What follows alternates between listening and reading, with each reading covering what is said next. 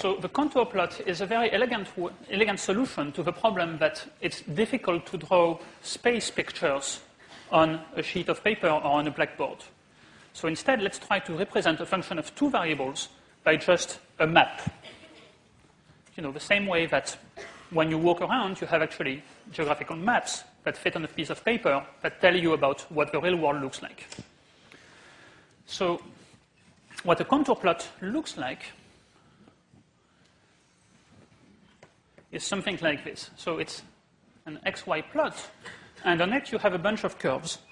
And what the curves represent are the elevations on the graph. So for example, this curve might correspond to all the points where f of xy equals 1.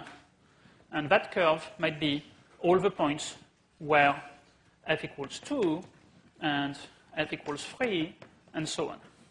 Okay?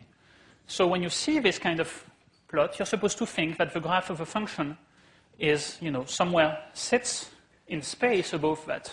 It's like a map telling you how high things are. And, what you would want to do with a function really is be able to tell quickly what's the value at a given point. Well, let's say that I want to look at that point. I know that f is somewhere between 1 and 2. Actually, it's much faster to read than the graph. On the graph, I might have to look carefully and then measure things and so on. Here, I can just read the value of f by comparing with the nearby lines. Okay, so let me try to make that more precise. So this shows all the points.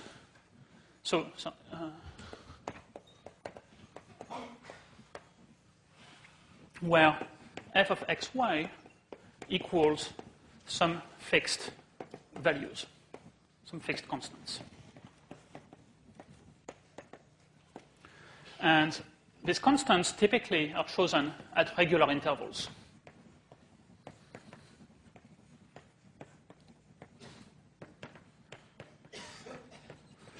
So for example, here I chose 1, 2, 3, and I could continue with 0, -1, and so on.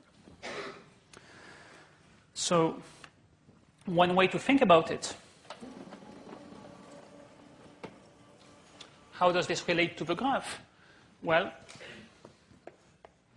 that's the same thing as cutting, or maybe if we say we slice, the graph by horizontal planes.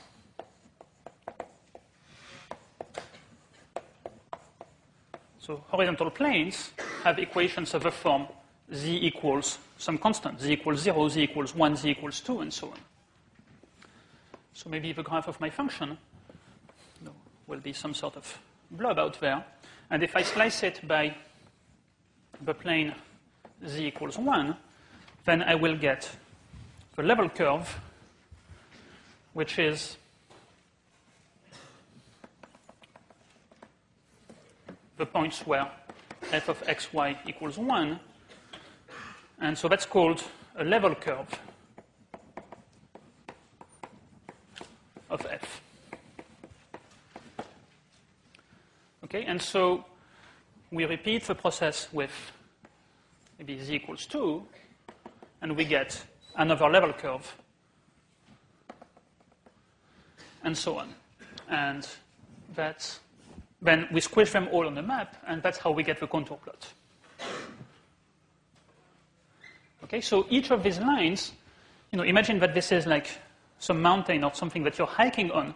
Each of these lines tells you how you could move to stay at a constant height. If you want to get to the other side of a mountain, but without ever going up or down, you just walk along that path. And it will get you there without effort. So in fact, I've been talking about hiking on mountains, well, that's exactly what a topographical map is about. Sorry, so I need to zoom a bit. So a topographic map, this one is from the US Geological Survey, shows you basically all the level curves of the altitude function on a piece of land. So you know that if you walk along these curves, you will stay at the same height. And you know that if you walk towards, these don't have numbers here, let me find a place with numbers. Here, there's a 500 in the middle. So you know that if you walk on the line that says 500, you stay always at 500 meters in elevation. If you walk towards the mountain that I think is below it, then you will go up and so on. So you can see, for example, here, there's a peak, and while here there's a valley with actually the river in it, and the altitudes go down and then back up again on the other side. Okay, so that's an example of a contour plot of a function. Of course, we don't have a formula for that function, but we have a contour plot. And that's what we need actually to understand what's going on there. Okay, any questions? No? Okay, so another example of contour plots. Well, you've probably seen various versions of these, temperature maps. So that's supposed to be how warm it is right now. So this one is color-coded. Instead of having curves, it has all of these colors, but the effect is the same. If you look at the separations between consecutive colors, these are the level curves of a function that tells you the temperature at a given point. Okay, so these are examples of contour plots in real life.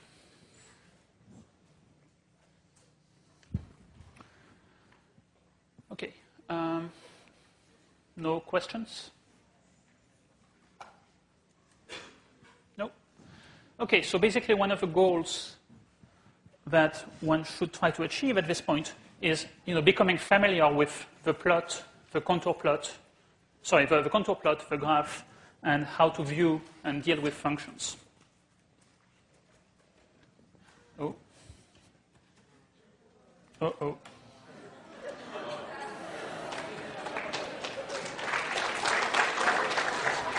Okay. So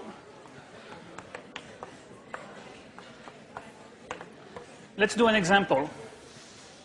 Well, let's do a couple of examples. So let's start with f of xy equals minus y. I'm going to take the same two examples as there to start with, so that we see really the relation between the graph and the contour plot.